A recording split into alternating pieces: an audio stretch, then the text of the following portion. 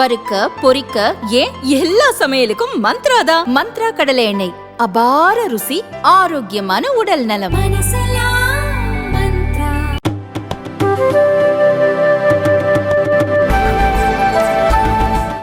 BRICS business समुदाय के leaders, आप सबको नमस्कार। मुझे खुशी है कि दक्षिण अफ्रीका की भूमि पर रखते ही हमारे कार्यक्रम की शुरुआत ब्रिक्स बिजनेस फोरम से हो रही है। सबसे पहले मैं राष्ट्रपति रामाफोसा को उनके निमंत्रण और इस बैठक के आयोजन के लिए बहुत बहुत धन्यवाद देता हूं। ब्रिक्स बिजनेस काउंसिल को 10वीं वर्षगांठ पर बहुत बहुत बधाई और शुभकामनाएं देता हूं। पिछले 10 वर्षों में ब्रिक्स बिजनेस काउंसिल ने हमारे आर्थिक सहयोग को बढ़ाने में बहुत महत्वपूर्ण भूमिका निभाई है। 2009 में जब ब्रिक्स की पहली समिट आयोजित की गई थी, तब विश्व एक बड़े आर्थिक संकट से बाहर आ रहा था। उस समय ब्रिक्स वैश्विक अर्थव्यवस्था के लिए एक आशा की किरण के रूप में उभरा था। वर्तमान समय में भी कोविड महामारी, तनावों और विवादों के बीच विश्व आर्थिक चुनौतियों से जूझ रहा है। ऐसे समय में ब्रिक्स देशों के एक बार फिर महत्वपूर्ण भूमिका है। फ्रेंड्स, वैश्विक अर्थव्यवस्था में उथल-पुथल के बावजूद भारत आज विश्व की फास्टेस्ट ग्रोइंग मेजर इकोनॉमी है। जल्द ही भारत $5 ट्रिलियन इकोनॉमी बन जाएगा। इस बात में कोई संदेह नहीं कि आने वाले वर्षों में भारत विश्व का ग्रोथ इंजन होगा। यह इसलिए है क्योंकि भारत ने आपदा और मुश्किलों के समय को आर्थिक सुधार के अवसर में परिवर्तित किया।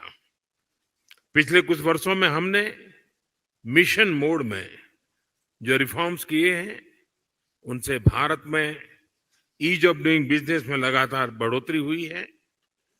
हमने कंप्लायंस बर्डन को कम किया है, रेड टेप को हटाकर रेड कारपेट बिछा रहे हैं। जीएसटी और इंसॉल्वेंसी एंड बैंक्रप्सी कोड के लागू होने से इन्वेस्टर कॉन्फिडेंस बढ़ा है।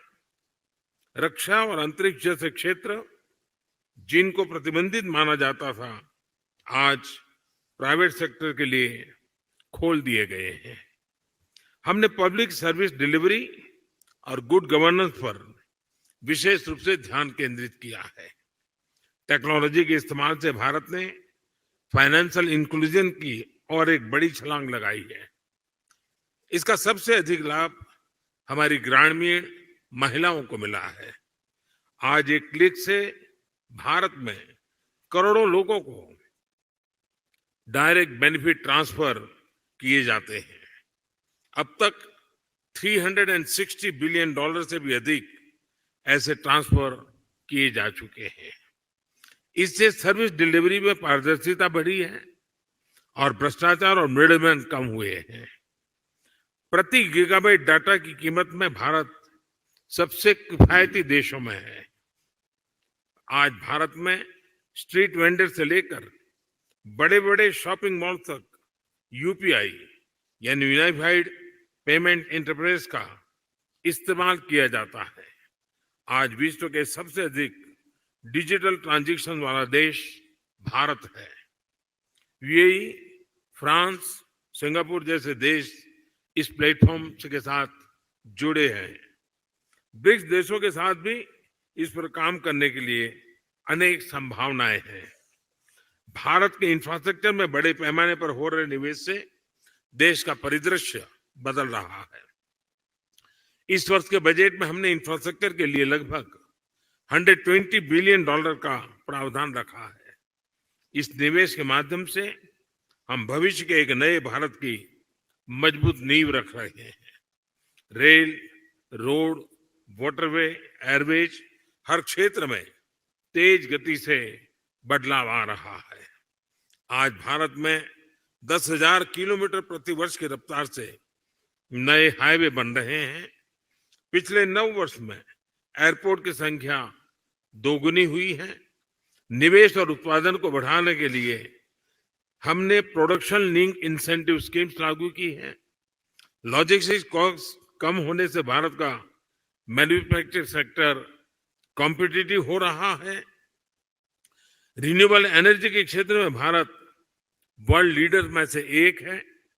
हम भारत को solar energy, wind energy, electric vehicles, green hydrogen, green ammonia जैसे क्षेत्रों में ग्लोबल मैन्युफैक्चरिंग हब बनाने के लिए सक्रिय रूप से कदम उठा रहे हैं। स्वाभाविक है कि इससे भारत में रिन्यूएबल टेक्नोलॉजी का एक बड़ा मार्केट बनेगा। आज भारत में विश्व का तीसरा सबसे बड़ा स्टार्टअप इकोसिस्टम है। भारत में इस समय 100 से भी अधिक यूनिकॉर्न है। आईटी, टेलीकॉम, फिनटेक, एआई और सेमीकंडक्टर्स जैसे क्षेत्रों में हम make in India, make for the world के विजन को आगे बढ़ा रहे हैं।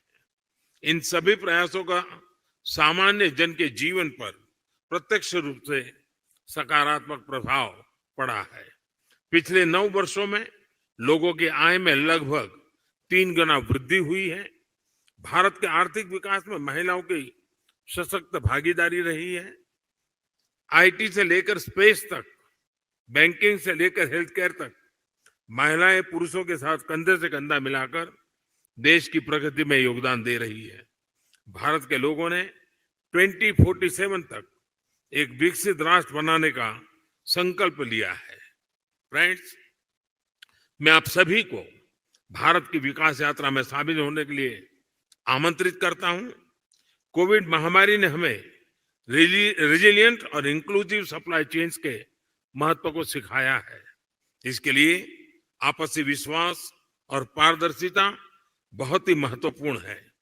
हम एक दूसरे की ताकतों को जोड़कर पूरे विश्व, खासतौर पर ग्लोबल साउथ के कल्याण में महत्वपूर्ण योगदान दे सकते हैं। एक्सेलेंसी, मैं एक बार फिर ब्रिक्स बिजनेस जगत के लीडर्स को उनके योगदान के लिए बधाई देता हूं।